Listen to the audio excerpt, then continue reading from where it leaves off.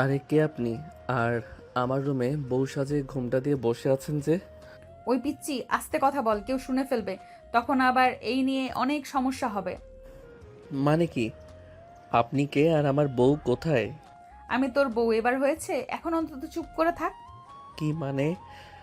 আপনি আমার বউ মানে আমি তো আপনাকে বিয়ে করিনি, আমি তো সাথীকে বিয়ে করেছি। তাহলে আপনি কে? কথাটি বলেই যেই না স্বাধীন তার মাকে ডাকতে রুম থেকে বের হতে যাবে, অমনি নেহা এসে স্বাধীনকে পিছন থেকে শেরওয়ানি চেপে ধরে। আপনি আমার এইভাবে শেরওয়ানি চেপে ধরে রেখেছেন কেন? প্লিজ, মাকে বলতে হবে আপনার সঙ্গে বিয়ে হয়েছে মানে। যা বলার কালকে বলবি, আজকে চুপ থেকে এদিকে আয়।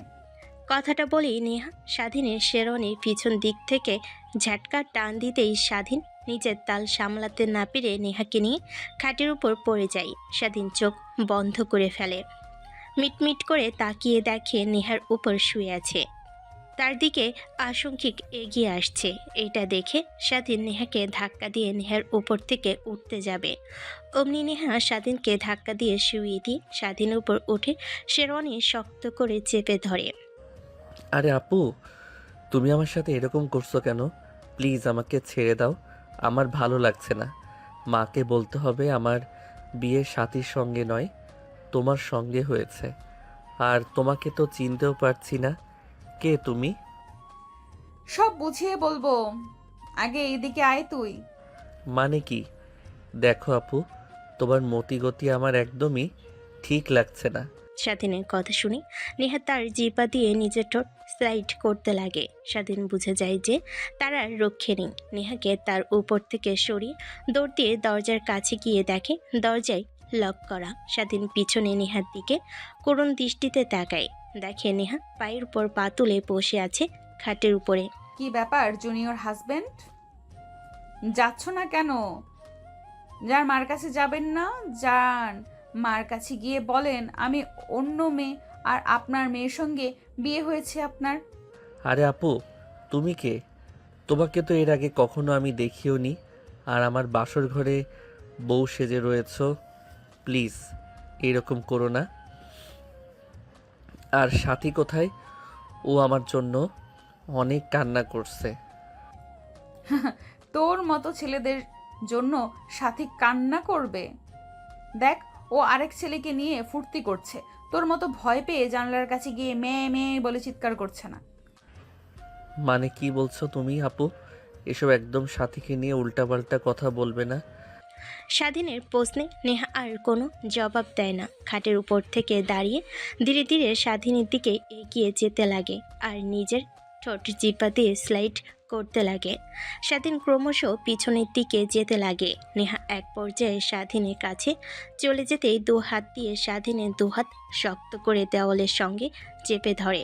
স্বাধীনের ঠোঁট অনবরত কাঁপছে, আমতা আমতা করে বলে, আরে আপু, আপনি পাগল হয়েছেন নাকি? আমার সঙ্গে প্লিজ এইসব করবেন না। পাগল হতে যাব কেন? তোর সাথে বিয়ে হয়েছে, তুই আমার হাজবেন্ড, তো তোর সাথে করব না তো অন্য আরেক বেটার সাথে করব নাকি? কথাটা বলে নেহা স্বাধীনের সঙ্গে ঠোঁট লাগিয়ে দেয়। সেইভাবে প্রায় 5 মিনিট পার হয়ে যায়, স্বাধীনী কোনো রেসপন্স দেখে না। এটা দেখে নেহা স্বাধীনকে ছেড়ে দিয়ে হাঁপাতে হাঁপাতে বলে, শালা, তুই ছেলে নাকি এলিয়েন? বান্ধবীদের কাছ থেকে শুনেছি নাকি ছেলেদের শরীরে টাচ করলে উত্তেজিত হয়ে যায়, আর তোকে কিস করছি, তুই কিছুই করছিস না, মূর্তির মতো দাঁড়িয়ে আছিস। দেখেন আপু, যতই চেষ্টা করেন না কেন আমাকে কাবু করতে পারবেন না।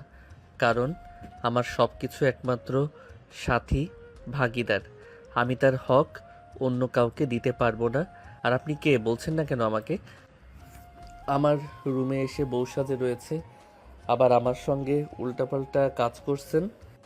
সাথে সাথী তোর সাথী দেখ, অন্য আরেক বেটাকে নিয়ে সুখে রাতে এনজয় করছে, আর তুই শালার সাথীকে নিয়ে পড়ে আছিস। ছোট থেকে ওর জন্য আমার জীবনটা পুরো ফেল হয়ে গিয়েছে, বড় হয়েও আজ ওর জন্য নিজের জীবনের সব থেকে মূল্যবান রাতটাও এইভাবে কাটাতে হচ্ছে। মানে? তোকে আর মানে মানে করতে হবে না, এখন আমি যা বলবো তুই শুধু রেসপন্স কর। আর একটা কথা মনে রাখ, তোর সঙ্গে আমার বিয়ে হয়েছে, এটাই সত্য। কথাটা বলে নেহা স্বাধীনের কাছে গিয়ে আবার শক্ত করে জড়িয়ে ধরে স্বাধীন তার কাছ থেকে নেহাকে সরানোর চেষ্টা করে, কিন্তু নেহা শক্ত করে জড়িয়ে ধরে থাকাই পারে না। এক পর্যায়ে স্বাধীন মাতাল হয়ে যায়, নেহার সঙ্গে রেসপন্স করতে লাগে। তখন নেহাকে কোলে করে খাটের উপর ফেলে দেয়। অবাক হয়ে যায় স্বাধীনের এমন ভয়ঙ্কর চাহনি দেখে। নিজ মনে মনে মনে বলতে লাগে, একটা ঘুমন্ত সিংহকে জাগিয়ে দিলাম না তো। কথাটা ভেবে মুচকে একটা হাসি দেয় স্বাধীন, তার শেরওয়ানি খুলে নেহার উপর ঝাঁপিয়ে পড়ে। এক এক করে নেহার শরীর থেকে শাড়ি খুলতে লাগে। নেহার কেন জানি অনেক ভালো লাগে স্বাধীনের মুখ তার পেটের সঙ্গে শক্ত করে চেপে ধরে রাখে। স্বাধীন আরও মাতাল হয়ে যায়, নেহার সঙ্গে রেসপন্স করতে লাগে। নিমিষেই দুজন হারিয়ে যায় ভালোবাসার এক অতল গভীরে। পরের দিন সকালবেলা স্বাধীন ঘুম থেকে উঠে নিজেকে আবিষ্কার করে নেহার বুকে। মিটমিট করে তাকিয়ে উঠতে বসতে মনে পড়ে যায় রাতের কথা। স্বাধীন সেইখানে আর না দাঁড়িয়ে থেকে দৌড় লাগাই ওয়াশরুমের দিকে। ঝর্ণা ছেড়ে গোসল করতে লাগে। অনেকটা সময় পার হয়ে যায়, কিন্তু কিভাবে ওয়াশরুম থেকে বের হবে কিছুই সঙ্গে নিয়ে আসে নাই। তখন ওয়াশরুমের দরজাটা হালকা একটু খুলে মাথা বের করে তাকিয়ে দেখে নেহা শাড়ি পরছে ঠিক করে। কি ব্যাপার, কি হয়েছে? এভাবে বাহিরে মুখ দিয়ে রেখেছো কেন? কিছু কি লাগবে? না মানে মানে ওয়াশরুমে এসেছি, সঙ্গে কিছুই নিয়ে আসিনি। ওই ওয়ার্ড্রোফের মধ্যে সব কিছু রাখা আছে, প্লিজ এনে দেবেন। ওয়েট, আমি দিচ্ছি। কথাটা বলি নেহা ওয়ার্ড্রপ থেকে স্বাধীনের জন্য প্যান্ট টি শার্ট গামছা নিয়ে আসতে লাগে। তখনই মুচকি একটা হাসি দিয়ে ওয়ার্ড্রপের কাছে গিয়ে ছোট্ট একটা প্যান্ট বের করে স্বাধীনের দিকে ইশারা করে বলে। এটাও কি লাগবে?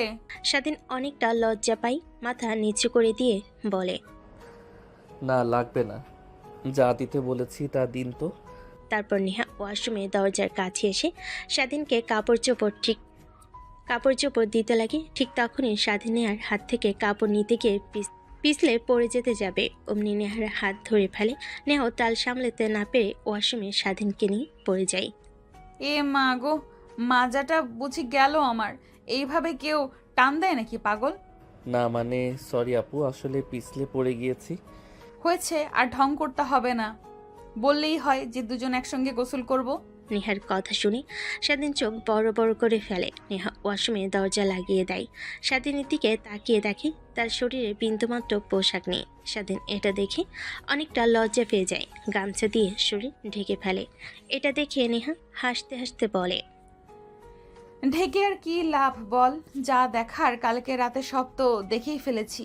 কথাটা বলেই নেহা তার শরীর থেকে এক এক করে শাড়ি কাপড় খুলতে লাগে। স্বাধীন চোখ বন্ধ করে ফেলে। নেহা এইটা দেখে মুচকি একটা হাসি দেয়। তারপরও নিজের অজান্তে স্বাধীনকে তার দিকে এগিয়ে নিয়ে এসে দুজনের শরীর একত্রিত করে দেয়। স্বাধীন চোখ বড় বড় করে তাকিয়ে থাকে নেহার দিকে। কি ব্যাপার জুনিয়র হাজবেন্ড, এভাবে তাকিয়ে আছেন কেন? এর আগে কখনো দেখেননি বুঝি? নেহার প্রশ্নের কোনো জবাব না দিয়ে স্বাধীন তাড়াতাড়ি করে গোসল করে পোশাক পরিধান করে ওয়াশরুম থেকে বাইরে বের হয়ে আসে। নেহা এটা দেখে মুচকি একটা হাসি দিয়ে সে গোসল করতে লাগে। নেহা গোসল করে বাইরে বের হয়ে এসে দেখে স্বাধীন একটা ট্রাউজার পরে খালি গায়ে ড্রেসিং টেবিলের সামনে দাঁড়িয়ে চুলগুলো ঠিক করছে। পেছন থেকে বডি ফিটনেসটা দেখে তাকে আকৃষ্ট করছে। ঠিক তখনই নেহা পিছন থেকে ভাবতে লাগে, আল্লাহ জানে আমার বোনটা এরকম একটা হ্যান্ডসাম ড্যাশিং সরল একটা ছেলেকে রেখে কিভাবে আরেকটা ছেলেকে নিয়ে পালিয়ে যেতে পারে। একে তো দেখে আমারই লোভ সামলাতে পারি নাই। আর ও কতবার যে ওরা দুজন মিলিত হয়েছে, আর কি করার। এখন ওইটাকে নিজের উপরে রাখতে অন্যদের একদম তাকাতে দেওয়া যাবে না। কথাগুলো আনমনে ভাবছিল। নেহা স্বাধীন পেছনের দিকে তাকিয়ে নেহাকে তার দিকে তাকিয়ে থাকতে দেখে অনেকটা অবাক হয়। নেহার সামনে গিয়ে তুই মারতে নেহার ধ্যান ভেঙে যায়। কি ব্যাপার আপু, কি ভাবছেন এভাবে আমার দিকে তাকিয়ে? না মানে ভাবছি, আমার ছোট বোন সাথীর সঙ্গে তো তোমার রিলেশন ছিল। কতবার তোমরা একসাথে একান্তভাবে টাইম পাস করেছো। মানে সাথী আপনার ছোট বোন? তার মানে আপনি সাথীর বড় বোন? আর একদমই ভুল ভাবছেন, কারণ সাথী আমার কাছে অনেকবার আসার চেষ্টা করেছে, কিন্তু আমি বারবার ওকে দূরে সরিয়ে দিয়েছি। শুধু বলেছি যা হবার বিয়ের পর। স্বাধীনের কথা শুনে নেহার অজান্তে কেমন যেন ভালো লাগা কাজ করে। তারপর স্বাধীনকে পাশ কাটিয়ে ড্রেসিং টেবিলের সামনে গিয়ে চুল হেয়ার ড্রাই করতে লাগে। স্বাধীন সোফায় গিয়ে বসে মোবাইলে ফেসবুকিং স্ক্রলিং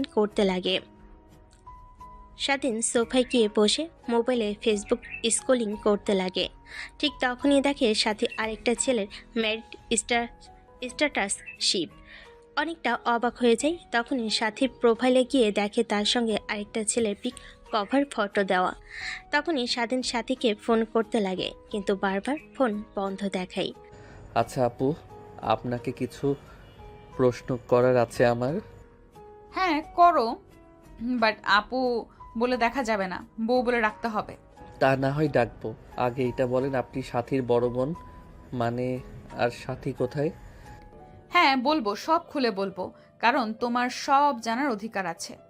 কথাটা বলে নেহা গিয়ে স্বাধীনের পাশে সোফায় বসে পড়ে। তারপর উপরের দিকে তাকিয়ে স্বস্তির একটা নিঃশ্বাস ফেলে বলতে লাগে। তাহলে শোনো। দেখ আপু, তোকে আগেও বলেছি পরেও বলছি, তুই যদি না আসিস তাহলে আমি বিয়ে করব না।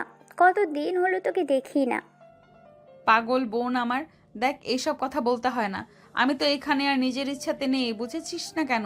বুঝছিস না কেন? আর 2টা মাস পর আমার ফাইনাল এক্সাম, তারপরে আমি একেবারে দেশে চলে যাব। না না না, এটা বললে একদমই হবে না। দেখ, তোর ছোট বোন হয়ে আমি বিয়ে করে ফেলছি তোকে রেখে। কেমন দেখায় না?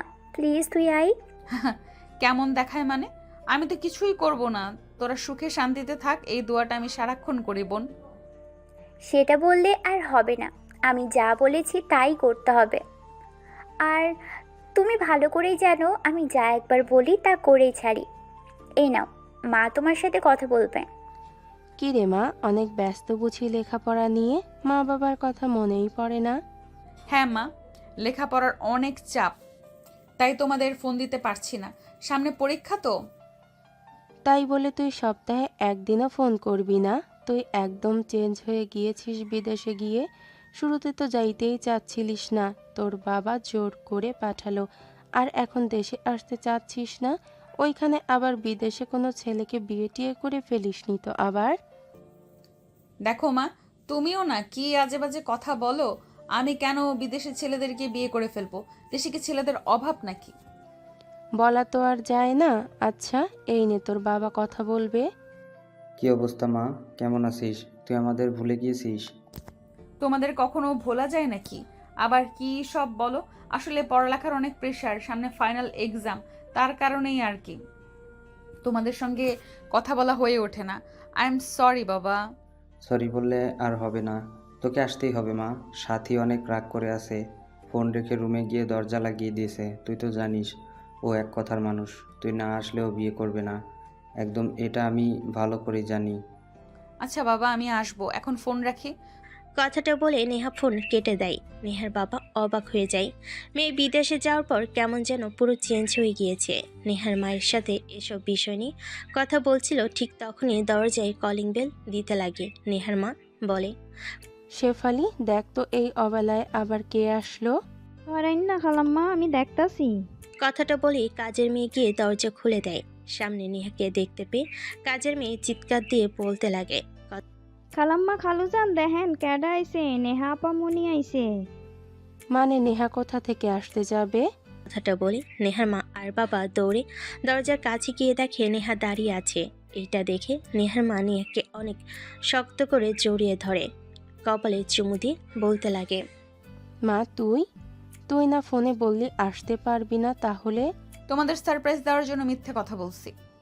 দেখেছো নেহার মা, আমাদের মেয়ে বিদেশে গিয়ে পুরো চেঞ্জ হয়ে গিয়েছে। যে মেয়ে কখনো আমাদের মিথ্যা কথা বলতো না, সে মেয়ে আমাদের মিথ্যা কথা বলা শুরু করে দিয়েছে। আরে বাবা, তুমি রাগ করছো কেন? তোমাদের সারপ্রাইজ দেওয়ার জন্যই তো আমি মিথ্যে কথা বলেছি, আর তোমরা বলছো আমাকে ভুল ভাবছো। থাকবো না আমি, আর চলে যাব বিদেশে। পাগল মেয়ে, তোকে রাগানোর জন্য বলেছি মা, আয় এদিকে আয়।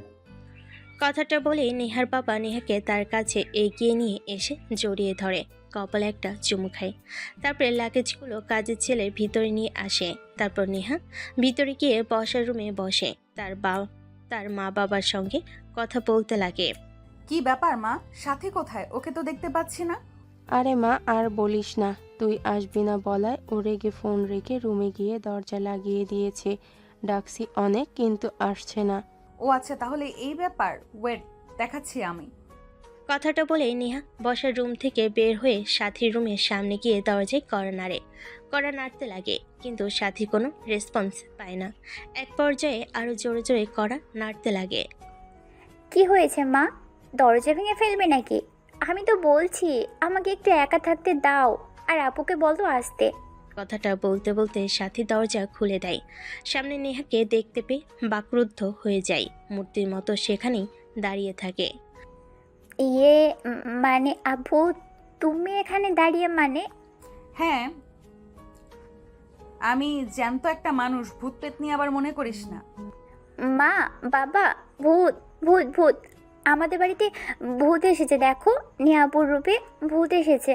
ধ্যাৎ পাগলি মেয়ে কোথাকার। আমি ভয় পেয়ে যাব কেন? আসলে তোকে আর বাবাকে সারপ্রাইজ দেওয়ার জন্য মিথ্যা কথা বলেছি। তার মানে তুমি আমার সত্যি আপু? কথাটা বলে সাথী লাফ দিয়ে নেহার উপর চড়ে বসে। তারপর শক্ত করে জড়িয়ে ধরে নেহাও সাথীকে জড়িয়ে ধরে। এভাবে আমাকে আর মা বাবাকে কষ্ট না দিলেও পারতে। জানো, আমার বিয়েতে তুমি আসবে না, কথাটা শুনে কত খারাপ লেগেছিল আমার। হ্যাঁ, বুঝতে পেরেছি, তার জন্যই তো চলে এসেছি। আমার একমাত্র বোনের বিয়ে আর আমি আসবো না? কথাটা বলে দুজন হাসাহাসি করতে করতে নিচে চলে আসে। তারপর মা বাবার সঙ্গে বসে নেহা আড্ডা দিতে লাগে। এভাবেই অনেকটা সময় পার হয়ে যায়। দেখতে দেখতে বিয়ের সময় ঘনিয়ে আসে। নেহা তার রুমে শুয়েছিল। অনেক বেলা হয়, উঠে বসার রুমে আসে। বসে সাথীর জন্য অপেক্ষা করতে লাগে কিন্তু সাথী আসে না। তখনই সাথীর দরজায় গিয়ে কর্নারতে দরজা খুলে যায়। নেহা খাটের দিকে ভালোভাবে তাকিয়ে দেখে দুইটা চোখ লাল হয়ে আছে। এটা দেখে নেহা বলে, কিরে, তোর আবার কি হয়েছে? এইভাবে দুই চোখ লাল করে ফেলেছিস কেন? না মানে ইয়ে আপু, আমার দুই চোখে কি যেন পড়েছিল, তাই লাল হয়ে গিয়েছে, এছাড়া বেশি কিছু না। দেখ, আমি ছোট মানুষ না যে তুই আমাকে যা বোঝাবি আমি তাই বুঝতে পারবো। এখন বল কি হয়েছে? সামনে তোর বিয়ে, আনন্দ খুশি থাকার কথা, না থেকে কান্না করছিস কেন? না মানে কিভাবে তোমাকে যে বলবো কথাটা আপু বুঝতে পারছি না। এত হেয়ালি বাদ দিয়ে বল কি হয়েছে আমাকে। তারপর সাথী দরজা দিয়ে মুখ বের করে এইদিকে ওইদিক তাকিয়ে কাউকে দেখতে না পেয়ে দরজা লাগিয়ে দিয়ে নেহার হাত ধরে খাটে নিয়ে বসিয়ে বলে, আপু, এই বিয়েটা আমি করতে পারবো না। মানে কি বলছিস তুই? তোর মাথা ঠিক আছে তো নাকি? তোর এই বিয়েতে সম্পূর্ণ মত ছিল, বাবা বলেছে তোর বিয়ের কারণে সবাইকে দাওয়াত দেওয়া শেষ, কালকে বিয়ে, আর আজকে তুই এইসব কথা বলছিস আমাকে? দেখ, পাগলামি করিস না বোন, তোর কারণে বাবার মান সম্মান নষ্ট হোক, এটা আমি কিন্তু চাই না। দেখো, আমি হয়তো বা স্বাধীনের সঙ্গে বিয়ে হলে সুখী থাকবো, কিন্তু বিশ্বাস করো আমি একদমই জ্যান্ত লাশ হয়ে যাব। আমি স্বাধীনকে আগে থেকে চিনি, একসঙ্গে লেখাপড়া করেছি, এর কারণেই ওর পিক দেখার সঙ্গে সঙ্গে আমি রাজি হয়ে যাই। অনেক ভালো ছেলে, অনেক ব্রিলিয়ান্ট স্টুডেন্ট, কলেজে সবসময় টপ করতো। হ্যাঁ, বুঝতে পারলাম, বাট কি হয়েছে হঠাৎ করে? তুই বিয়ে করবি না? আপু, আমি একজনকে ভালোবাসি, আর ও আমাকে বলেছিল যে ও আমাকে ভালোবাসে না, আমার দেহকে ভালোবাসে। তার কারণে রেগে আমি বিয়ে করতে রাজি হয়ে যাই, কিন্তু ওর কর্মকাণ্ড দেখে তা আমার একদমই মনে হয় না। দেখি ঘুরঘুর করে এখনও আমার আশেপাশে। কাল বলেই ফেললো যে আসলে আমাকে ভালোবাসে সে, এই বিয়েটা করতে না করলো। তাই আমি আর স্বাধীনকে বিয়ে করতে পারবো না আপু, তুমি কিছু একটা করো প্লিজ। এখন আমি কি বলবো বল? বাবা কেমন তা তো তুই ভালো করেই জানিস। এখন যদি বলতে চাস, তোকে জ্যান্ত পুঁতে রাখবে। দেখো আপু, আমি যদি ওকে না পাই তাহলে আমি মরে যাব। কথাটা বলে নেহাকে জড়িয়ে ধরে কান্না করতে লাগে সাথী। নেহা নিজেও বুঝতে পারেনি কিভাবে সাথীকে সান্ত্বনা দেবে। এভাবে অনেকটা সময় পার হয়ে যায়। নেহার মা এসে দরজায় কড়া নাড়ে। সাথী নিজেকে সামলে নিয়ে দরজা খুলে দিতে নেহার মা তাদেরকে খাবার খেতে বলে। তারপর সাথী আর নেহা দুজনেই নিচে চলে যায় খাবার খাওয়ার জন্য। এভাবে রাতটা পার হয়ে যায়। পরের দিন সকালবেলা চারিদিকে ধুমধাম, এক এক করে প্রত্যেককে আত্মীয় চলে এসেছে, সাথে দরজা খোলার কোনো নামগন্ধ নেই। দুপুরের দিকে যখন বিউটি পার্লার থেকে লোক আসে সাথীকে সাজানোর জন্য, তখন দেখা যায় শতবার করা নাড়ানোর পরও দরজা খোলে না। নেহার অনেক চিন্তা হতে লাগে। তখনই তার বাবাকে বলেই দরজা ভেঙে ভিতরে ঢুকে দেখে কেউ নেই। ওয়াশরুমে খুঁজেও কাউকে পায় না। তখন নেহার বাবা মুচকি একটা হাসি দিয়ে বলতে লাগে সবাইকে উদ্দেশ্য করে, শুধু শুধু চিন্তা করছিলাম, আমার তো মনেই নেই সাথী তো অন্য আরেকটা পার্লারে গিয়েছে সাজার জন্য, ওর পছন্দের পার্লার, আমার মনে ছিল না। আচ্ছা মা, তোমরা যেহেতু এসেছো খাবার খেয়ে আর টাকা নিয়ে যেও। নেহার বাবার কথা শুনে সবাই শান্তির নিঃশ্বাস ফেলে যে যার কাজে চলে যায়। সবাই চলে যেতে নেহার বাবা সোফায় ঠাস করে বসে পড়ে। নেহা দরজা লাগিয়ে দেয়। তার বাবার পাশে এসে বসতেই নেহার বাবা বলে, মারে সাথী কোথায় গিয়েছে তোরা জানিস? আর বিয়ের দিন, এখন একটু পর বরযাত্রী চলে আসবে, আর ও কোথায় পালালো? তারপর নেহা তার বাবাকে সাথীর বলা সব কথাগুলো বলতে লাগে। নেহার বাবা কথাগুলো শুনে মাথায় হাত দিয়ে বসে থাকে। ঠিক নেহার নজর যায় টেবিলের উপরে রাখা একটা কাগজের দিকে। নেহা উঠে চিঠিটা হাতে নিয়ে দেখে সাথীর লেখা একটা চিঠি। আপু, তুমি হয়তোবা যখন এই চিঠিটা পড়বে তখন আমি হয়তোবা অন্য কোনো একটা শহরে বিয়ে করে নিয়ে ফেলেছি। আমি জানি বাসার সবাই, মা বাবা, তুমি অনেক রাগ করে আছো আমার উপর, কিন্তু এছাড়া আমার আর কোনো উপায় ছিল না। বাবা মাকে বললেও বাবা রাজি হতো না, তাই চলে এসেছি সবাইকে না বলে। আর একটা কথা, স্বাধীন ছেলেটা অনেক ভালো, কোনো মেয়ের সঙ্গে কখনো ওকে ওঠা বসা করাও দেখিনি। সরল সোজা একটা ছেলে, এর কারণেই আমি রাজি হয়েছিলাম। আরও আমি বলি কি, তুমি বিয়ে করে ফেলো স্বাধীনকে, তাহলে তুমি অনেক সুখী হবে। দেখো, আমার কথা মিলিয়ে নিও তুমি। ইতি, তোমার ছোট বোন সাথী। চিঠিটা পড়ে নেহা পিছন দিক ফিরে তার বাবাকে দেখে চিন্তিত হয়ে বসে আছে। তখনই নেহা তার বাবার পাশে বসে বলতে লাগে, বাবা চিন্তা করো না, সাথী গিয়েছে তো কি হয়েছে, আমি তো আছি, আমাকে না হয় বিয়ে দাও সাথীর জায়গায় বসিয়ে। কি বলছিস মা এসব? তুই তুই বিয়ে করবি মানে? আর ওরা তো সাথীকে পছন্দ করেছিল, আর ছেলেটা সাথীর সমবয়সী ছিল, অর্থাৎ তোর থেকে অনেক জুনিয়র, প্রায় 3 বছরের। দেখো এই যে চিঠি, সাথী আর একটা ছেলের সাথে পালিয়ে বিয়ে করে ফেলেছে। এখন তুমি কোথা থেকে বের করবে সাথীকে এই অল্প সময়ের মধ্যে? এর থেকে ভালো কি তুমি আমাকে বউ সাজিয়ে ছেলেটার পাশে বসিয়ে দাও, কেউ চিনতে পারবে না, তোমার মান সম্মানও বেঁচে যাবে, সবার সামনে পরে না হয় তাদেরকে বুঝিয়ে বললেই বুঝতে পারবে। দেখো নেহা কথাটা কিন্তু আসলে সঠিক বলেছে। নেহার বাবা নেহার কথাটাও বুঝতে পারেন। নেহার মাথায় হাত বুলিয়ে দিয়ে কাছে এগিয়ে নিয়ে এসে কপালে চুমু দিয়ে দেয়। তারপর হাসি মুখে বাইরে বের হয়। নেহা সাথীর লেহেঙ্গা পরে পৌঁছে যে রেডি হতে লাগে। এক পর্যায়ে বরযাত্রী চলে আসে। স্বাধীনের পাশে বসিয়ে বিয়ে দিতে লাগে। কাজী সাহেব সাথীর জায়গায় নেহার নাম বলে নেহার বাবা হাসতে হাসতে বলে, আমি সাথীর নাম ওর বোনের সঙ্গে মিলিয়ে রেখেছি। ওর বোনের নাম নেহা, এর কারণে ওর নাম নেহাত, তার সাথী রেখেছি। সবাই হাসি মুখে পুরো বিয়ের আয়োজনটা শেষ হয়। নেহার বাবা নেহাকে উঠিয়ে দিয়ে চিন্তিত হয়ে বসার রুমে বসে থাকে। দেখতে দেখতে যে যার বাসায় চলে যায়। বিয়ে বাড়িতে এখন শুনশান নীরবতা বিরাজ করছে। এখন বর্তমান। এখন বুঝতে পারছো তো কিভাবে কি হয়েছে, নাকি আরো বুঝিয়ে বলতে হবে তোমাকে? হ্যাঁ, বুঝতে পেরেছি, আর বলতে হবে না। কিন্তু আঙ্কেল এই কাজটা না করলেও পারতো। আমাকে কিংবা বাবাকে সত্যি কথা বললে আমরাই বিয়ে ভেঙে দিতাম, তার মান সম্মানের কিছুই হতো না। কিন্তু এইভাবে আমার একটা সিনিয়র মেয়েকে বিয়ে করা একদমই উচিত হয়নি। আর একটা কথা কি, আমি সাথীকে অনেক পছন্দ করতাম, কিন্তু কখনো বলা হয়ে ওঠেনি ওকে। কি সাথীকে পছন্দ করতে মানে?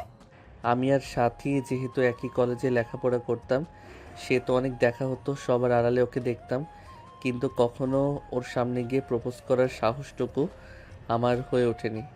তাই লেখাপড়া শেষ করে বাবাকে বলি সে বিয়ের প্রস্তাব নিয়ে যায় আপনাদের বাড়িতে। পছন্দ করার মধ্যেই সীমাবদ্ধ থাকো, আর এক পা আগালে তাহলে পা কেটে রাখবো বলে দিলাম। বাড়িতে বউ আছে কিন্তু, কথাটা ভুলে যেও না। কিসের গুহা? আপনি আমার চেনা নাই জানা নাই একজনের বদলে আরেকজনকে বউ সাজিয়ে বসিয়ে বিয়ে দিয়ে দিয়েছে, এখন আবার বউ বলা হচ্ছে। আমি এই বিয়েটা একদমই মানি না। আর বাবা মা যদি জানতে পারে তখন কি হবে বুঝতে পারছেন তো?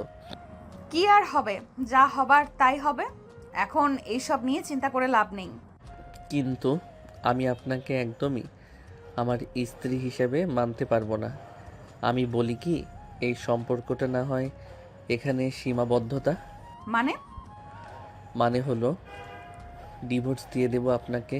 আমার থেকে সিনিয়র একটা মেয়েকে কখনোই বউ হিসেবে মানতে পারবো না। স্বাধীনের কথা শুনে নেহার কেন জানি অনেক রাগ হতে লাগে। নিজের রাগকে কন্ট্রোল করতে না পেরে স্বাধীনকে ধাক্কা দিয়ে সোফার উপর ফেলে দেয়। তারপর নেহা দাঁড়িয়ে কোমরের সঙ্গে শাড়ি গুজে স্বাধীনের ওপর হালকা ঝুঁকে বলতে লাগে, কি বললি তুই? ডিভোর্স দিবি মানে আমাকে? বিদেশ থেকে লেখাপড়া করেছি, অনেক ছেলের প্রপোজ পেয়েছি, অনেকে আবার বাজে ইশারা দিয়েছে, কখনো সেদিকে ফিরেও তাকাই নাই। কারণ ভেবেছি একটা ছেলেকে বিয়ে করব, তার সঙ্গেই সুখে দিন কাটাবো। আর তুই বলছিস ডিভোর্স দিবি? দেখেন বেশি বাড়াবাড়ি হয়ে যাচ্ছে, কিন্তু রাতে যা করেছেন ঠিক করেননি আবার এখন। তুই ছেলে মানুষ না অন্য কিছু রে? রাতের জন্য কান্না করব আমি, কারণ একটা মেয়ে, আর সেইখানে রাতের বিষয় নিয়ে মাথা ঘামাচ্ছিস তুই? নেহার কথা শেষ হওয়ার সঙ্গে সঙ্গে দরজা কড়া নাড়ার শব্দ পাই।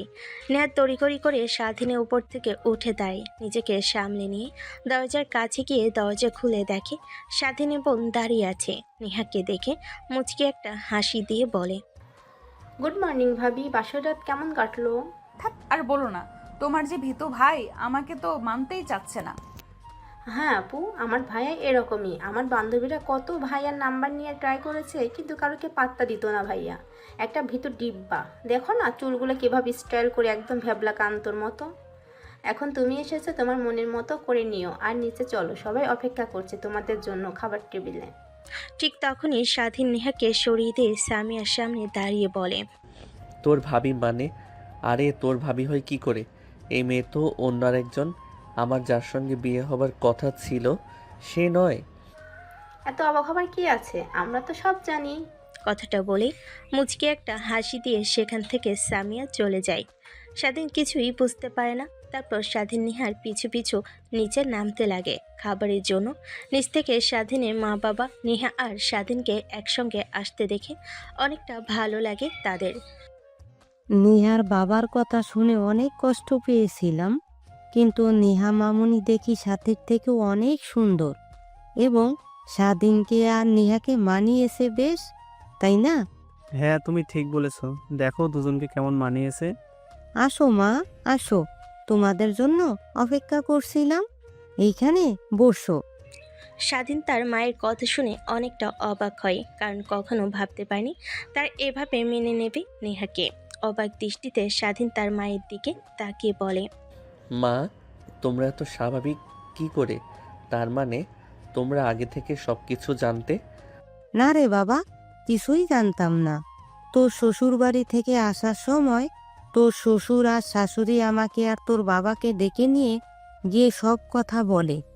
আমরা বুঝতে পারি, আমরাও চাইনি আমাদের মান সম্মান নষ্ট হোক, তাই মেনে নিয়েছি। এখন দেখ, যা হবার তা তো হয়েছে। তুই নেহা মামুনিকে নিয়ে সুখে শান্তিতে থাক, এই দোয়াটাই করি। আর নেহা মামুনি কিন্তু সাথী মামুনির থেকেও অনেক সুন্দর দেখতে, আর তোমাদের দুজনকে অনেক ভালো মানিয়েছে বাবা। স্বাধীনের মায়ের কথা শুনে অনেক রাগ হতে লাগে। খাবারের প্লেটে হাত ধুয়ে উঠে যায় নেহা, হাত চেপে ধরে। স্বাধীন হ্যাঁচকা টান দিয়ে নেহার হাত সরিয়ে ফেলে। স্বাধীনের মা বাবা সবাই অবাক হয়ে যায়। গটগট করে স্বাধীন তার রুমে চলে যায়। দেখো মা, আমার ছেলের কর্মকাণ্ডে তুমি যেন কষ্ট পেও না। স্বাধীন অনেক রাগী, কিন্তু ভেতর থেকে অনেক ভালো। হয়তো বা একটু সময় পর মানিয়ে নেবে ঠিকই। তোমাকে দেখো। আমি কিছুই মনে করিনি মা, স্বাধীনের জায়গায় যে কোনো ছেলে থাকলে ঠিক একই কাজই করতো। তারপর নেহা, স্বাধীনের মা বাবা আর বোন তিনজনে মিলে আড্ডা দিতে দিতে খাবার খেতে লাগে। স্বাধীন রুমে গিয়ে খাটের উপর উল্টো হয়ে শুয়ে থেকে ভাবতে লাগে, আজ পর্যন্ত যা চেয়েছি তাই আমার হাত থেকে দূরে চলে গিয়েছে। শেষমেশ পছন্দের মানুষকে চাইলাম, সে হতে গিয়েও হলো না। দেখ তোর কি দোষ, ও তোকে ভালোবাসিনি, এর কারণে তো আর অন্য কোনো মেয়েকে কষ্ট দেওয়া যাবে না। কিন্তু কি করব, নিজেকে তো আর সামলাতেও পারছি না। এই সব ভাবনা যা হবার তা হবে, কিন্তু নেহাকে মেনে নিতে পারবো না একদমই। কারণ আমি চাই না দ্বিতীয়বার আর ওই শাকচুন্নিকে দেখতে। কথাটা আনমনে ভাবতে লাগে স্বাধীন। নেহা খাওয়া দাওয়া শেষ করে স্বাধীনের মা বাবার সঙ্গে বসে আড্ডা দিতে লাগে। সেইভাবে অনেকটা সময় পার হয়ে যায়। একটু পর নেহার রুমে চলে আসে, দেখে স্বাধীন উল্টো হয়ে শুয়ে কি যেন ভাবছে। নেহা স্বাধীনের কাছে এসে খাটের উপর বসে বলতে লাগে, দেখো যা হবার হয়েছে, এতে তো তোমার আর আমার কোনো হাত নেই। তোমার সঙ্গে সাথীর বিয়ে হোক, আমার আর তোমার জুটি উপর থেকে লেখা আছে, এই কারণেই হয়েছে, এতে আমার আর তোমার কোনো দোষ নেই। নেহা অনবরত বলে চলেছে, কিন্তু স্বাধীনে কোনো রেসপন্স পায় না। নেহার অনেক খারাপ লাগে। এক পর্যায়ে বলে, বুঝতে পারছি আমাকে তোমার একদমই ভালো লাগেনি, কারণ আমি তো দেখতে বয়স্ক বুড়িদের মতো, তোমার থেকে 3 বছরের সিনিয়র, তাই তো? তারপরও স্বাধীনের কোনো রেসপন্স পায় না নেহা। নেহা স্বাধীনের গায়ে হাত দিতে স্বাধীন রেগে নেহার হাত সরিয়ে দিয়ে খাট থেকে উঠে রুম থেকে বেরিয়ে যায়। নেহার অনেক খারাপ লাগে, কিন্তু স্বাধীনকে বুঝতে দেয় না। দরজার বাইরে এসে দেখে স্বাধীন বাসা থেকে বের হয়ে যাচ্ছে। তারপর নেহা আগিয়ে স্বাধীনের মা বাবার সঙ্গে আড্ডা দিতে লাগে। অন্যদিকে স্বাধীন বাসা থেকে বের হয়ে বন্ধুদের কল দিয়ে আড্ডা দেওয়ার জায়গায় আসতে বলে। কি রে, তোর আবার কি হয়েছে?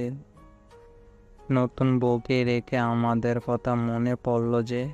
দেখ, মাথা এমনিতে অনেক গরম হয়ে আছে, এখন কথা না বলে জলদি দোকানে আয়। আচ্ছা, 5 মিনিট ওয়েট কর, আমরা সবাই আছি। স্বাধীন চা খেতে লাগে আর মোবাইলে ফেসবুক স্ক্রলিং করতে লাগে। ঠিক তখনই স্বাধীর আইডি থেকে একটা মেসেজ আসে। স্বাধীর মেসেজ ওপেন করে দেখে। স্বাধীন দেরি না করে সাথীকে ফোন করে। I am so sorry. আসলে বিশ্বাস করো, আমি নিজেও কখনো ভাবতে পারিনি এরকম সময় হবে। আমি ভেবেছিলাম যে সব ঠিক হয়ে যাবে, কিন্তু আপুর কথা শুনে যা বুঝতে পারলাম, তুই একদমই আমার আপুর সঙ্গে কাজটা ঠিক করছিস না। যা হবার তা তো হয়েছে। দেখ, তুই যদি বলতি বিয়েটা করতে পারবি না, বিয়ের 1 ঘন্টা আগেও বলতি, তাহলে আমি যে কোনো উপায় নিয়ে ভেঙে দিতাম। আর সেইটা না করে উল্টো কি করলি, তোর সিনিয়র বুড়ি আপুকে আমার গলায় ঝুলিয়ে দিলি। দেখ, মুখ সামলে কথা বল। আমার আপু একদমই বুড়ি না, আমাদের থেকে মাত্র 3 বছরের সিনিয়র। আর আমার আপুর সম্পর্কে তুই কতটুকু জানিস? আমার আপু লন্ডনে লেখাপড়া করেছে, তার পিছনে এখনও হাজার হাজার ছেলে লাইন দিয়ে দাঁড়িয়ে আছে। তোর ভাগ্য ভালো যে বিয়ে করতে পেরেছিস।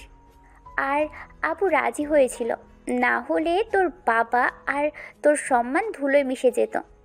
কথাটা বলে স্বাধীন ফোন রেখে দেয়। স্বাধীন ফোন দিতে গিয়ে দেখে এখন পুলক করে রেখেছে। স্বাধীনে অনেক রাগ হতে লাগে। দোকান থেকে একটা সিগারেট নিয়ে জ্বালাতে যাবে, ঠিক তখনই পিছন থেকে সজীব স্বাধীনের মুখ থেকে সিগারেট টান দিয়ে নিজের কাছে নিয়ে নেয়।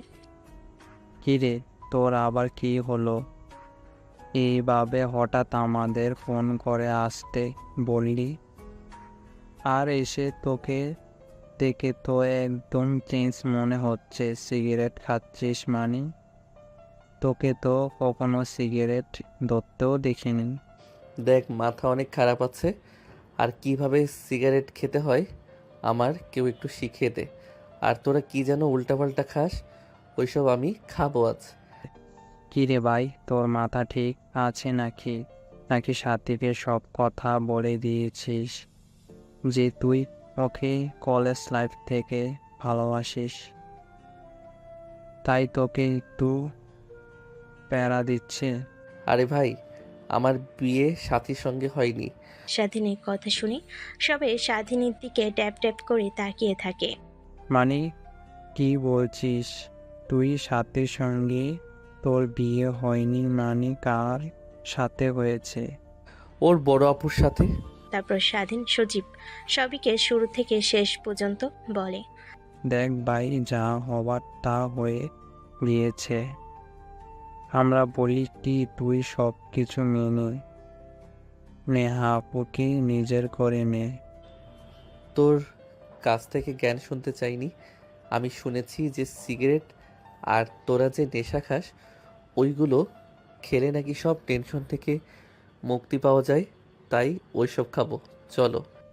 দেখ, পাগলামানি করিস না। সজীবের কথা না শুনেই ওর হাত থেকে সিগারেট নিয়ে জ্বালাতে শুরু করে আর কাশতে লাগে। এক পর্যায়ে স্বাধীন বমি করে মাটিতে লুটিয়ে পড়ে। সজীব সবাই ধরে ফেলে, পানি খাইয়ে স্বাধীনকে শান্ত করে দেখতে দেখতে এইভাবে দিনটা পার হয়ে যায়। নেহার অনেক চিন্তা হতে লাগে।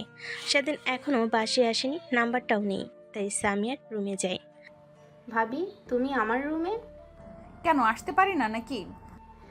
তা কোথায় বললাম, তুমি আসবে না তো কে আসবে, তা কি মনে করে? তোমার ভাইয়া এখনো বাসায় আসেনি, অনেক রাত হয়ে গেল, চিন্তা হচ্ছে। সকালে আমাকে রাগ দেখিয়ে সেই যে বাসা থেকে বের হলো আর আসেনি। সমস্যা নেই ভাবি, ঠিক চলে আসবে, চিন্তা করো না। ভাইয়া এমনিতেই বাসার বাইরে তেমন একটা থাকে না। তারপরও কেমন জানি চিন্তা হচ্ছে আমার। তুমি এক কাজ করো, তোমার ভাইয়ার নাম্বারটা আমাকে দাও। তোমার ভাইয়ের নাম্বারটা আমার কাছে নেই তো। তারপর নেহা সামিয়ার কাছ থেকে নাম্বারটা নেই। তারপরে সামিয়ার রুম থেকে বের হয়ে এসে তার রুমে গিয়ে বেলকনিতে কল দিতে রিং হতে লাগে, বাট রিসিভ করে না। অনবরত কল দিয়ে চলেছে। এক পর্যায়ে একটা মেয়ে ফোন রিসিভ করে।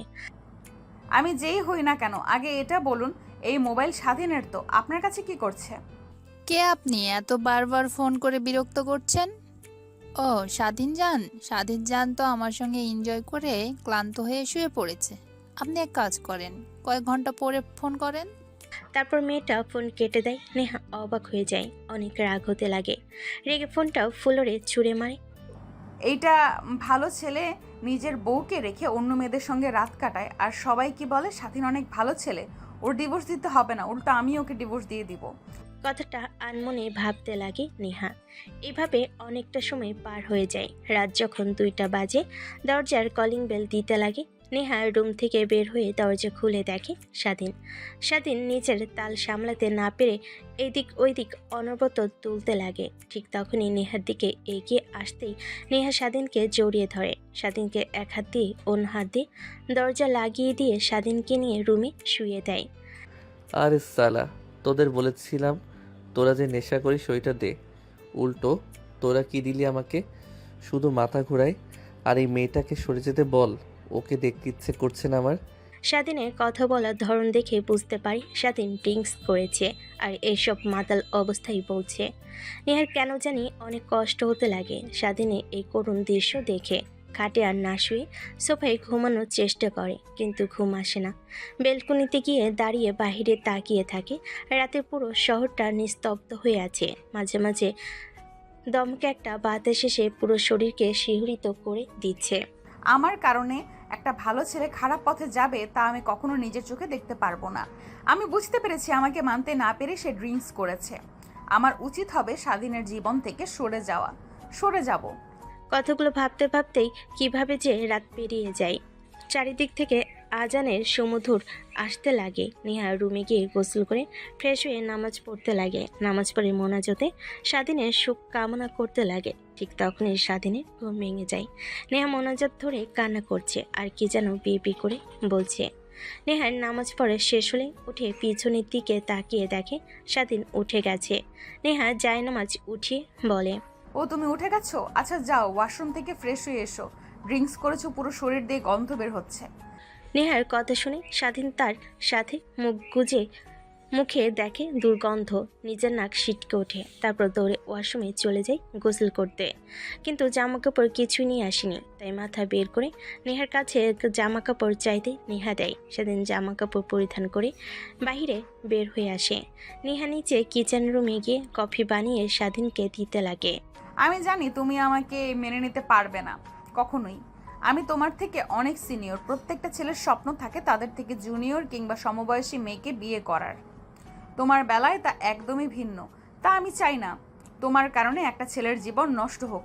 তুমি যা চাচ্ছ ডিভোর্স, তা তুমি পেয়ে যাবে। আমার একটা বন্ধু উকিল, তার সঙ্গে কথা বলেছি। আমাদের না হলেও 6 মাস একসঙ্গে থাকতে হবে, তারপর ডিভোর্স সম্ভব, এর আগে নয়। এই 6টা মাস অন্তত আমাকে সহ্য করে নাও, তারপর না হয় তোমার কাছ থেকে দূরে চলে যাব। নেহার কথাই। স্বাধীন কিছুই বলে না। স্বাধীনের নেহার কথা যেন তার বুকে এসে তীরের মতো বিঁধতে লাগে। সহ্য করতে না পেরে বেলকনিতে গিয়ে কফি খেতে লাগে আর বাইরের দিকে তাকিয়ে থাকে। অনেক দিন হয় সে সকালের এই পরিবেশটা উপভোগ করে না।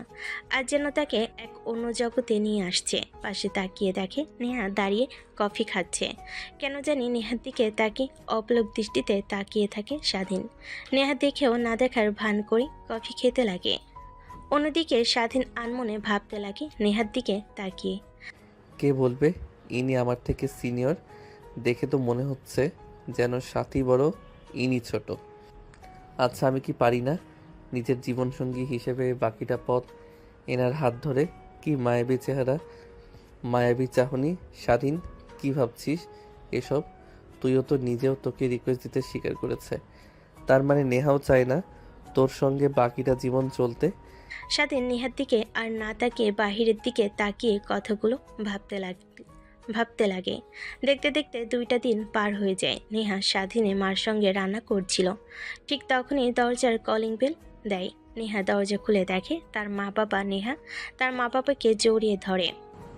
মা বাবা কেমন আছো তোমরা? আমাকে ভুলেই গিয়েছো। ছোট মেয়ের রাগ বুঝি আমার উপর দেখাচ্ছ? আরে মা, তা হতে যাবে কেন? আসলে সব ঠিকঠাক করতে দেরি হয়ে গেল, তাই আসতে পারিনি। তাহলে না করলে ফোন বা মেসেজ, না কোনো খবর নেই, 2 দিন পর এসেছো। আরে মা, রাগ করিস না। তোর বাবা এমনিতেই অনেক রেগে আছে তোর বোনের ওপর, বুঝতেই তো পারছিস। আর তোর শ্বশুর শাশুড়ির সামনে কোন মুখ নিয়ে দাঁড়াবো? ছোট মেয়েকে বিয়ে দেওয়ার কথা বলে অন্য আরেক মেয়েকে বিয়ে দিয়েছি। কি যে বলো না মা। জানো, আমার শ্বশুর শাশুড়ি অনেক ভালো, আমাকে মেনে নিয়েছে। তারা আমাকে তোমাদের মতো অনেক ভালোবাসে। তারপর নেহা তার মা বাবাকে নিয়ে বসার রুমে কথা বলতে লাগে। ঠিক তখনই স্বাধীন নিচে নামে। নেহার বাবা মা পিছন থেকে ডাকতে লাগে। স্বাধীন দেখে না দেখার ভান করে বাহিরে চলে যায়। মা, স্বাধীন অনেক রেগে আছে, তাই না? তোকে মেনে নেয়নি? কি যে বলো না মা, তুমি হয়তো বা কোনো কাজ, তার কারণেই তড়িঘড়ি করে চলে গিয়েছি, কিছু মনে করো না। কথাটা বলেই নেহার রান্নাঘরে চলে যায়। তারপর রান্না করতে লাগে। প্রায় 2 ঘন্টা পর খাবার টেবিলে সাজিয়ে রুমে গিয়ে দেখে স্বাধীন খাটের উপর শুয়ে মোবাইলে কি যেন করছে। তখনই নেহা ওয়াশরুমে গিয়ে গোসল করে স্বাধীনের সামনে বসে বলতে লাগে। কিছু কথা বলার আছে। দেখো, আমি চাইলে তোমার মা বাবার সঙ্গে অনেক খারাপ ব্যবহার করতে পারতাম, কিন্তু করিনি। মানিয়ে নেওয়ার চেষ্টা করেছি। তো তুমিও আমার মা বাবার সাথে খারাপ ব্যবহার করবে না। তারা যেন বুঝতে না পারে যে আমরা 6 মাস পর একে অপরের থেকে দূরে চলে যাব। নেহার কথা শুনে স্বাধীন বাধা দিয়ে হাত ইশারা করে, তারপর নিচে চলে যায়। স্বাধীন অবাক হয়ে যায়, ভাবতে লাগে। এনার আবার কি হলো? মাথা কি পুরোটাই গেছে নাকি? কী সব বলছে? যাই বলুক না কেন, ঠিকই তো বলছে। তাহলে ভালো ব্যবহার করতে হবে তাদের সামনে। কথাটা ভেবেই স্বাধীনের রাতের কথা মনে পড়ে যায়। তড়িঘড়ি করে স্বাধীন ওয়াশরুমে চলে যায়। গোসল করে বাইরে চলে আসে। পোশাক পরিবর্তন করে রুমের মধ্যে আর ভালো না লাগে নিচে এসে দেখে সবাই বসে আড্ডা দিচ্ছে। স্বাধীন সোফায় বসতেই নেহার বাবা বলতে লাগে। বাবা, জানি অনেক কষ্ট পেয়েছো, কারণ আমার মেয়ে সাথীর সঙ্গে বিয়ে হবার কথা ছিল। তোমার সেটা না হয়ে নেহার সঙ্গে বিয়ে দিয়েছি। কি আর বলবো, সাথীকে তোমার ছবি দেখিয়েছিলাম। তোমরা একে অপরের সঙ্গে কথা বলেছিলে, রাজিও হয়েছিলে, কিন্তু কিভাবে কি হলো নিজেও জানি না। প্লিজ আমাকে ক্ষমা করে দিও। আরে আঙ্কেল, ক্ষমা চাচ্ছেন কেন? এখানে তো আপনার কোনো দোষ দেখতে পাচ্ছি না আমি।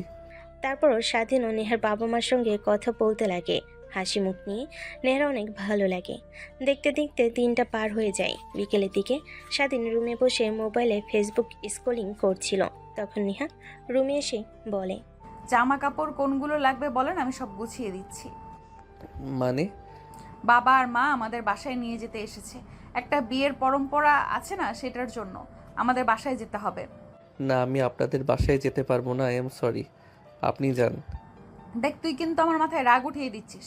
আমি চাইলে তোর মা বাবার সঙ্গে খারাপ ব্যবহার করতে পারতাম, কিন্তু তা না করে সবার সঙ্গে ভালো ব্যবহার করছি। বিনিময়ে তুইও আমার বাবা মার সঙ্গে ভালো ব্যবহার করবি। এখন যা বলছি তাই কর, রেডি হয়ে নে।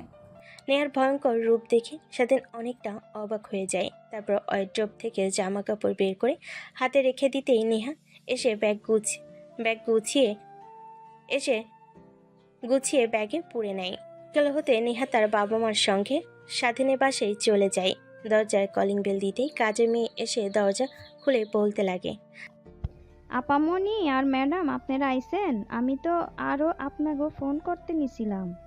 ছোট ম্যাডাম একটা পোলারে নিয়ে আইছে, আপনাদের খোঁজ খবর নিচ্ছে। কিন্তু আপনারা তো নেহা আপুর বাসায় গিয়েছেন, এইটা বলেছি, ওনারা তাদের রুমে বসে আছে। মানে সাথী এসেছে? হ্যাঁ। নেহার বাবার রাগ মাথায় উঠে যায়। রেগে সাথী রুমের সামনে এসে দরজা কড়া নাড়তে সাথীর দরজা খুলে দেয়, ঠাস ঠাস করে থাপ্পড় লাগিয়ে দেয়। পিছু পিছু স্বাধীন নেহার মা আসে। তোর কত বড় সাহস, আমাদের না জানিয়ে আরেকটা ছেলেকে বিয়ে করেছিস, আবার সেই ছেলেকে নিয়ে আমার বাসায় এসেছিস। তোর জন্য আমার সবার সামনে মান সম্মান ডুবতে বসেছিল। যদি ভাগ্যিস নেহা বিয়েটা না করতো। বাবা, আমার ভুল হয়েছে, তার কারণেই তোমাদের কাছে ক্ষমা চাইতে এসেছি। আমাকে ক্ষমা করে দিও। কিন্তু তোমরা নেই, তাই ভাবলাম একটু ওয়েট করি, যদি তোমরা আসো। কথাটা বলে সাথী তার জামাইকে নিয়ে হাত ধরে তার বাবাকে পাশ কাটিয়ে বের হতে যাবে। তখনই নেহা সাথীর হাত চেপে ধরে। কোথায় যাচ্ছিস তুই? কোথায় আর যাব, দু চোখ যেদিকে যায় সেদিকেই যাব। দেখ, ভুল তো করেই ফেলেছিস, এখন আর কি করার আছে? যা, বাবার কাছে ক্ষমা চেয়ে পা ধরে। আর তোকে এই বাড়ি থেকে যেতে হবে না। আর আমি খোঁজ নিয়েছি, জিসান ছেলেটা অনেক ভালো, এতিম, বাবা মা কেউ নেই, অনেক কষ্ট করে লেখাপড়া করেছে। কই থাকবি তোরা? নেহার বাবা নেহার মুখ থেকে এতিম কথাটা শুনে বাকরুদ্ধ হয়ে পড়ে পিছন ফিরে করুণ দৃষ্টিতে তাকায়। নেহা ইশারা দিতে সাথী দৌড়ে তার বাবার পা জড়িয়ে ধরে কান্না করতে লাগে। নেহার বাবা বুঝতে পারে মেয়েকে পায়ের উপর থেকে সরিয়ে বুকে টেনে নিয়ে মাথায় হাত বুলিয়ে দিতে দিতে বলতে লাগে, মারে, তুই নিজেও জানিস না কত ভালোবাসি আমি তোকে। আমি নেহার থেকেও বেশি তোকে ভালোবাসি। যখন আমাদের ছেড়ে বিদেশে গিয়েছিলি লেখাপড়া করতে চেয়েছিলি, কিন্তু পাঠাইনি। একটা মেয়ে আমাদের কাছে থাক। তুই যে এত বড় ভুল করবি কখনো ভাবতেও পারিনি। আমাকে বলতেই আমি সব কিছু ম্যানেজ করে নিতাম। উল্টো কী করলি, বিয়ের দিন তুই পালিয়ে গেলি। যদি তোর বোন না রাজি হতো তখন কি হতো? আরে বাবা, বাদ দাও না, যা হবার তা হয়েছে। আমি সুখে আছি, আর তুমি ওদের সুখের জন্য দোয়া করো, এতেই হবে। নেহার কথা শুনে নেহার বাবা দোয়া করতে লাগে। সাথী ভালোভাবে বুঝতে পারে যে নেহার কথার মধ্যে লুকিয়ে আছে তীক্ষ্ণ যন্ত্রণা। নিমিষে নেহার বাবা সব কিছু ভুলে গিয়ে মেয়েকে মেনে নেয়। স্বাধীনের এটা দেখে অনেক খারাপ লাগে। সেখানে আর না দাঁড়িয়ে থেকে চলে যায় ছাদের এক কোণায় দাঁড়িয়ে সিগারেট খেতে লাগে। প্রথমবার টানতেই কাশতে লাগে, দ্বিতীয়বার সহ্য করে নেয়। দেখতে দেখতে এক প্যাকেট সিগারেট শেষ করে ফেলে। ঠিক তখনই ছাদে কারোর আসার শব্দ পায় স্বাধীন। তাড়াতাড়ি করে সিগারেট ফেলে দেয়, পাশে তাকিয়ে দেখে সাথী। সিগারেট খাও শিখে গেছো? যাকে ভালোবাসতাম তাকে যদি না পাই আপন করে, তাহলে তো একটু একটু খারাপ নেশা আসক্ত হয়ে পড়ে। মানে ভালোবাসো মানে কাকে? সেটা না জানলে চলবে? তা হাজবেন্ডকে রেখে ছাদে এসেছো একা, আমি একা ছাদে, আবার মাইন্ড করবে না তো? না, কিছুই মনে করবে না, অনেক ভালো। অনেক ভালো তো আমাকে বিয়ে করতে রাজি হয়েছিল কেন? অযথা আমাকে স্বপ্ন দেখিয়েছিলে। তার জন্য I am really sorry, please আমাকে ক্ষমা করে দিও। আর আপুর যতই বোঝার জন্য চেষ্টা করুক না কেন, সুখে আছে। বাট আমি বুঝতে পেরেছি তোমার আর আপুর মধ্যে দূরত্ব অনেক। দেখো, যা হবার তা তো হয়ে গেছে। আমি চাই আমার আপুকে নিয়ে তুমি সুখে শান্তিতে থাকো। সাথীর কথা শুনে স্বাধীন বাঁকা হাসি দিয়ে ছাদ থেকে নামতে যাবে। দরজার কাছে আসলে দেখে জিসান দাঁড়িয়ে আছে। স্বাধীনকে উদ্দেশ্য করে হাত বাড়িয়ে বলে, দেখুন, আই এম রিয়েলি সরি। আমাকে সাথী সব কথা বলেছে, আমি অনেক লজ্জিত। প্লিজ আমাকে ক্ষমা করে দিবেন। আর নেহা আপুর সঙ্গে কথা বলে বুঝতে পারলাম তিনি অনেক ভালো একটা মানুষ। জিসানের কথা শেষ না করে স্বাধীন পাশ দিয়ে নিচে নেমে আসে। তারপর নেহার রুমে গিয়ে দেখে নেহা টেবিলের উপর বসে কি যেন করছে। স্বাধীন সেই দিকে একবার তাকিয়ে বেলকুনিতে চলে যায়। প্যাকেট থেকে সিগারেটের আরেকটা প্যাকেট বের করে খেতে লাগে। নেহা কাজ করছিল, হঠাৎ সিগারেটের গন্ধ পেয়ে বেলকুনিতে গিয়ে দেখে স্বাধীন সিগারেট খাচ্ছে। নেহা দেখে কি বলবে বুঝতে পারে না। এত বড় একটা ছেলে হয়ে গিয়েছো আর জানো না যে সিগারেট খাওয়া স্বাস্থ্যের জন্য ক্ষতিকর? হ্যাঁ জানি তো, কি করব, এটাই আমার নিত্যদিনের সঙ্গী, এছাড়া আর কে আছে?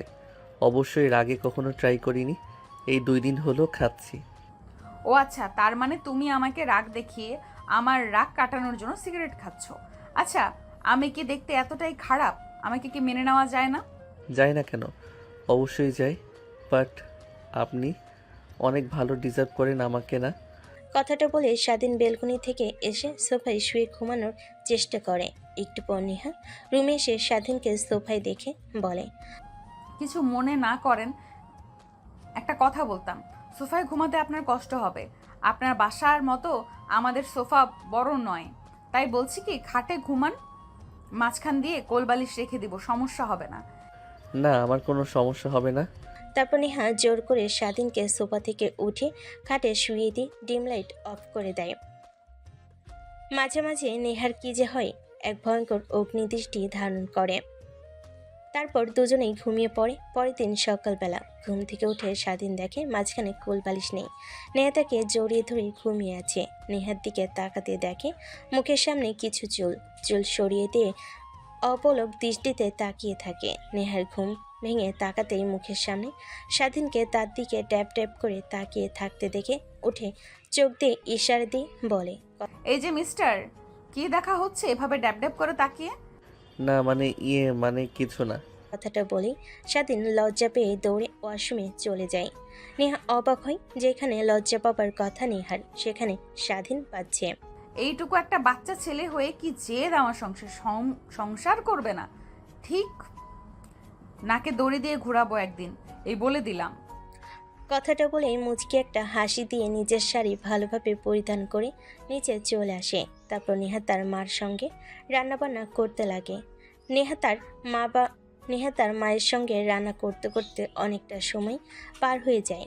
রান্না শেষ হলে খাবার টেবিলে সব গুছিয়ে রেখে রুমে চলে যায়। রুমে গিয়ে দেখে স্বাধীন বসে মোবাইলে গেমস খেলছে।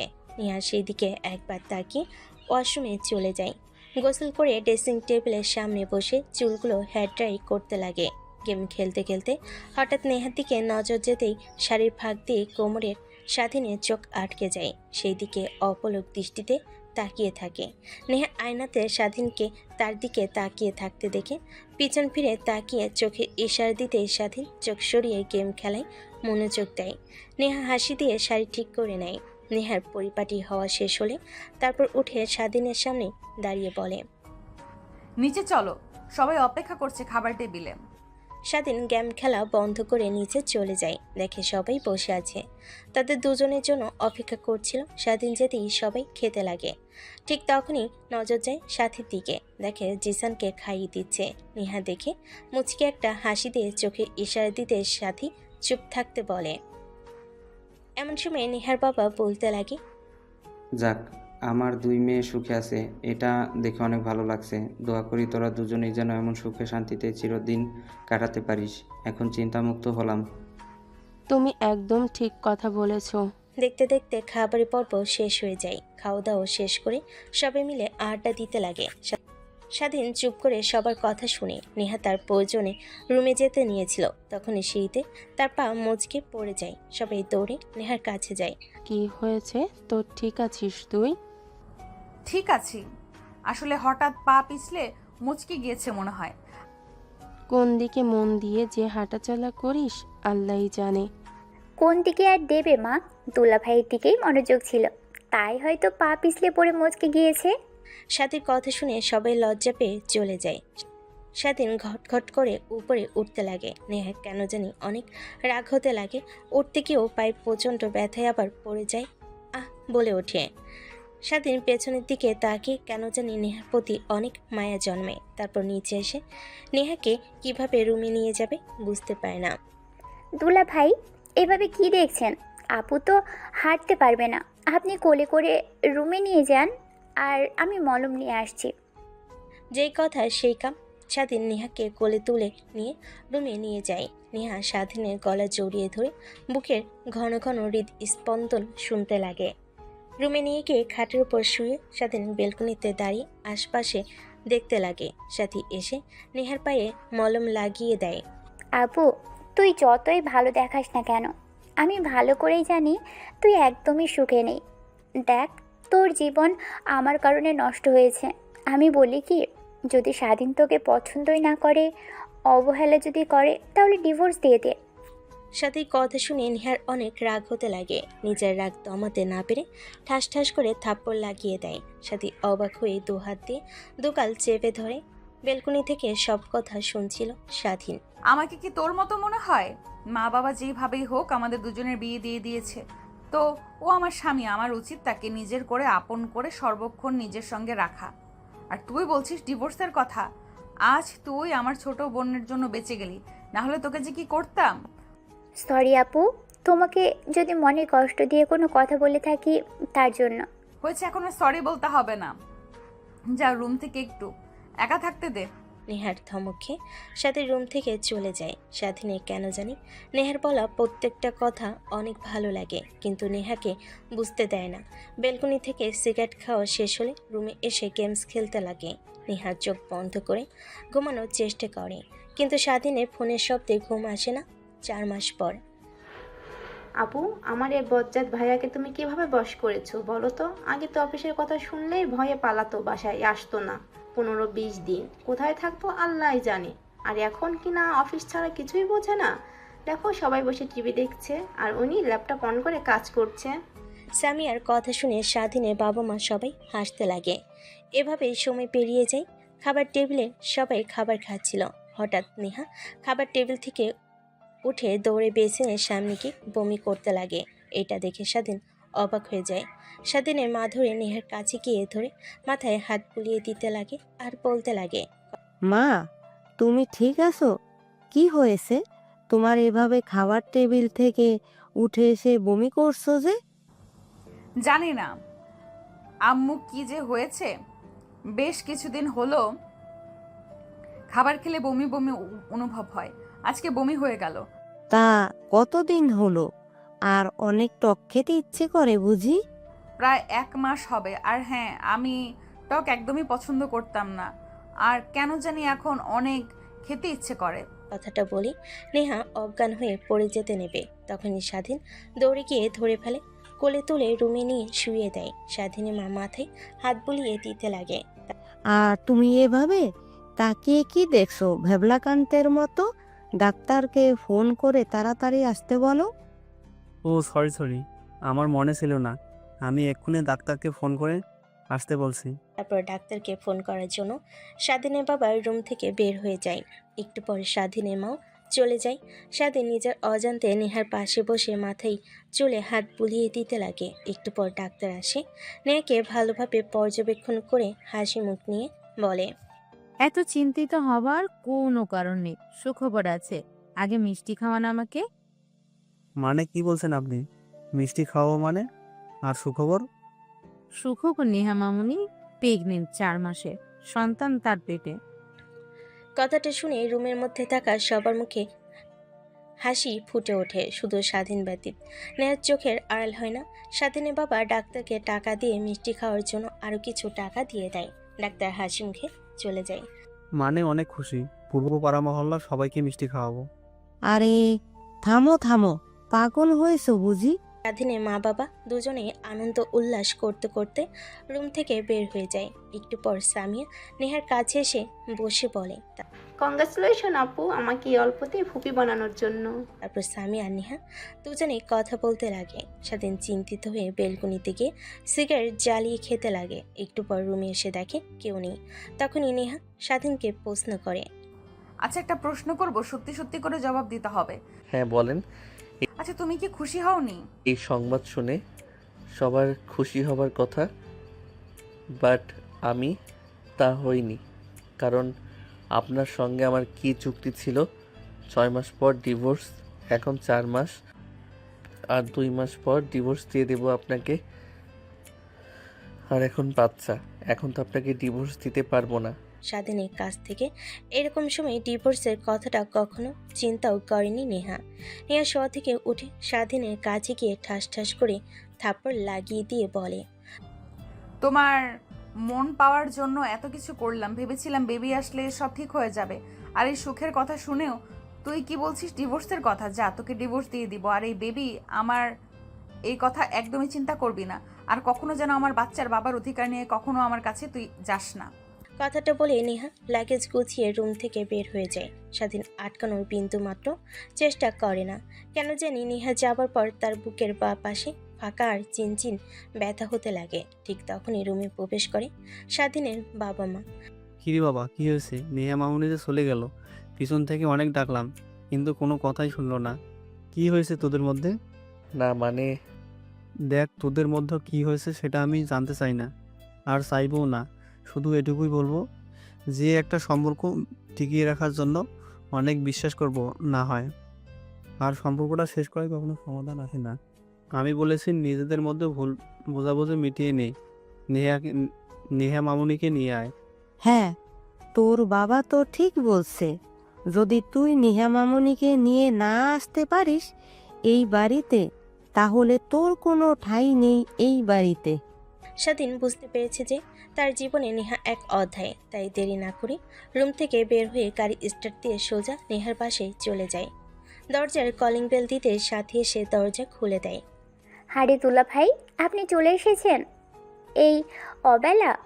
আপু আসলো, আমরা এতবার এত করে ডাকলাম কিন্তু কোনো কথাই শুনলো না। রুমে গিয়ে দরজা লাগিয়ে দিয়েছে, কিছু বলছেও না। আপনাদের মধ্যে আবার কিছু হয়েছে নাকি? আরে না, তেমন কিছু হয়নি। আর হ্যাঁ, খুব অল্প সময়ে তুমি খালামণি হচ্ছ। কি? হ্যাঁ, কথাটা বলেই স্বাধীন সাথীকে পাশ কাটিয়ে নেহার রুমের সামনে গিয়ে দরজায় কড়া নাড়তে লাগে। কিন্তু নেহা দরজা খুলে না, অনবরত কড়া নাড়ায়। নেহা রেগে দরজা খুলে দেয়। সামনে স্বাধীনকে দেখে আরও রেগে ঠাস করে দরজা লাগাতে যাবে, অমনি স্বাধীন হাত দিয়ে দরজা আটকে দেয়। নেহার রুমে ঢুকে দরজা লাগিয়ে নেহার দিকে তাকাতেই নেহার ঠাস ঠাস করে থাপ্পড় লাগিয়ে দেয়। বলে, এখন আবার কি চাস তুই? ডিভোর্স, তাই তো? 6 মাস পর পেয়ে যাবি। এইটা নিয়ে তোকে চিন্তা করতে হবে না। যা এখন এখান থেকে। ডিভোর্স না, আমার তোমাকে লাগবে, তাও আবার সারা জীবনের জন্য। মানে? ওয়েট, দেখাচ্ছি। কথাটা বলে স্বাধীন নেহাকে কোলে করে খাটের উপর ফেলে দেয়। তারপর নেহার উপর ঝাঁপিয়ে পড়ে। প্রায় 2 ঘন্টা পর নেহার পর স্বাধীন শুয়েছিল।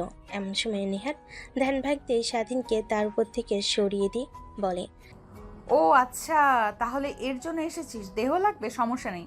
ডিভোর্স না হওয়া পর্যন্ত আসিস, ভোগ করে চলে যাস, কিছুই বলবো না। স্বাধীন নেহার কথাটা শুনে রেগে নেহার মুখ চেপে ধরে তারপর বলতে লাগে, হয়েছে, আর একটাও বাজে কথা শুনতে চাই না। অনেক বলেছ কথা, এখন আমার কথা শোনো। আই এম সরি, আসলে আমি বুঝতে পারিনি, তোমার আসার পর সব বুঝতে পারি। আর প্লিজ আমাকে ক্ষমা করে দাও। স্বাধীনের কথা শুনে নেহা করতে লাগে। রেগে নেহা স্বাধীনের হাত মুখ থেকে সরিয়ে দিয়ে বলে, আরে ভূতের মুখে রাম নাম। বিশ্বাস করো, আই এম সরি, আমি নিজের ভুল বুঝতে পেরেছি।